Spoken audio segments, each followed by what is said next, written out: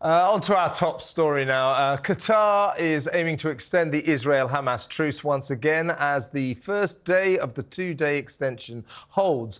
It comes as Hamas have admitted that the youngest hostage taken from Israel, 10-month-old Kafir Bibas, and his family have been handed to a separate Palestinian terror group. The group is based in the southern city of Khan Yunis, which is expected to be the location of Israel's next offensive once the truce expires. 9 children, including 3-year-old twins and 2 women, were freed on Monday. Well, joining us now is Conservative MP Colonel James Sunderland. James, are you privy to any information of who this other terror group are? Why on earth there are a network of various other gangs and organisations and nefarious individuals? I mean, I heard as well that some general Palestinian civilians got in on the act and are holding hostages. What is this network of people? I have absolutely no idea whatsoever, Alex. Clearly, it's indicative of a very confused part of the world. Tensions are running high. We've seen this bitter conflict raging now for many weeks. And ultimately, I'm going to praise the Qatari government, actually. They've been really good over this. They are negotiating hard. They seem to have found a way to sort of get in between the Egyptians and the Iranians and Hamas and the Americans. And I have to say that what we're seeing on the news at the moment is quite positive. James, it seems that Hamas definitely would like this truce to be extended. They'd like it to carry on. A lot of cynics concluding that that means they want to refresh, get more fuel, resupply their armoury, etc., etc. Meanwhile, Israel, it seems, does not want a truce and it will return to hostilities. As a military man, do you see that as the future? Do you think Israel will return to the fighting? And how long do you think this will go on for?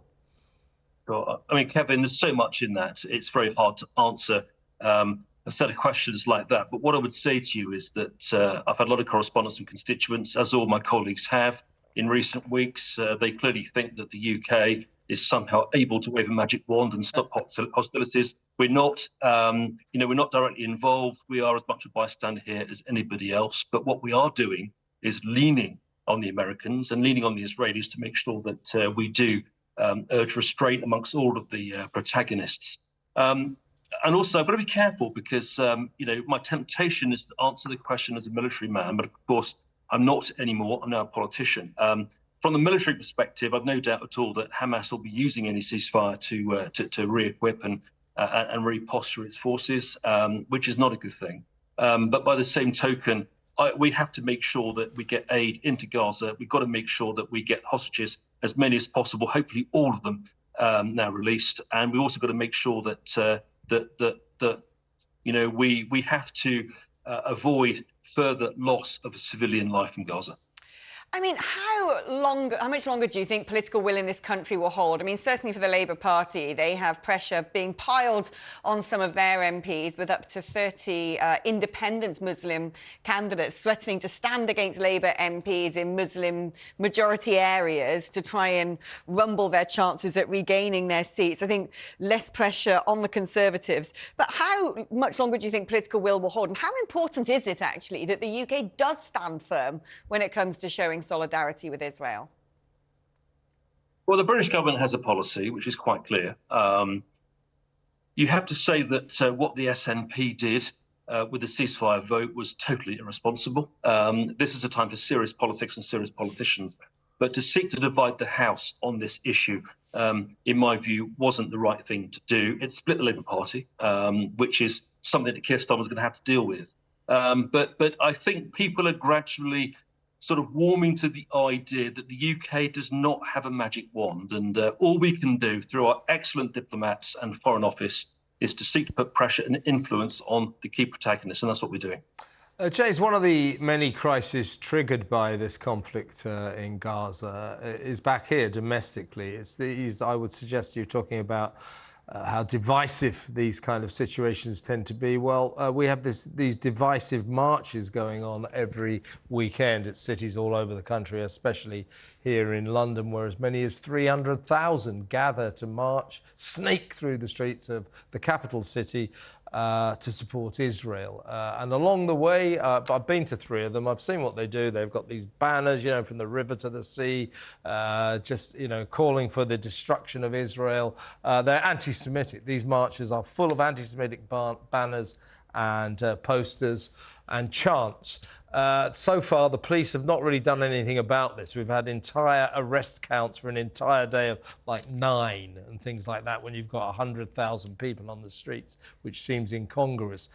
Is it time for the police to crack down and to stop all of this hate going on? Because these posters, these chants, these banners, they're against the law.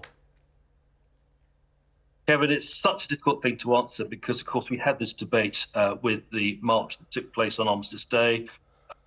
You could argue that the then Home Secretary lost their job over it. So this is a difficult political issue. What I would say personally is that I have no issue at all with peaceful protest across London. We have these freedoms across society which are very well prized, and we have to look after those. But by the same token, the police know where the line is. The police know what the law is. Therefore, you have to defer to the police to make an operational decision to intervene when that law and that line is crossed. And ultimately, that's a matter for them. I'm personally quite clear that the law is clear-cut in this particular case. There is work to do on war memorials. We know that. But ultimately, we have to defer to police because we police by consent and they have the powers to deal with that. We talk about lines being crossed. What are your opinions on the ongoing issues various people have with the BBC and the way that they're covering this particular conflict? I mean, we've had a letter written to Al Jazeera by UK-based BBC staff saying that they're too sympathetic towards Israel, that they're not humanising what's happening to victims in Gaza, and saying that they're afraid of reprisals if they give their names and speak out. We've then learnt today that, have I got news for you, at a time when the news is being dominated by what's going on in the Middle East, is being hosted by a guy called Gus Khan, who has put out various tweets calling Israel genocidal and the like.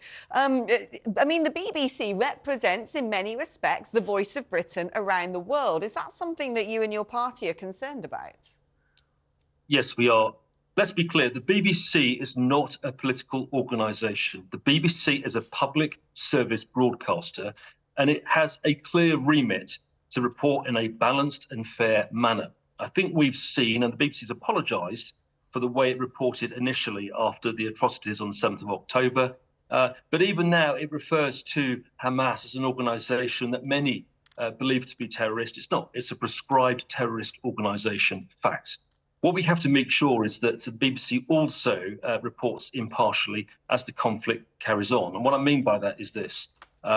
Of course, when you've got embedded journalists in Gaza, when you've got people who are there on a daily basis reporting what's happening, it's not easy. It's not easy to draw that dispassionate line between emotion and between reporting factually. So I am, you know, I'm a believer in the BBC. I have faith in the BBC. I do not believe that BBC employees or those working for the BBC in any form should be retweeting material on this. I think ultimately the BBC needs to get on with its job and let politicians do theirs. Yeah, thank you ever so much. Conservative MP Colonel James Sunderland.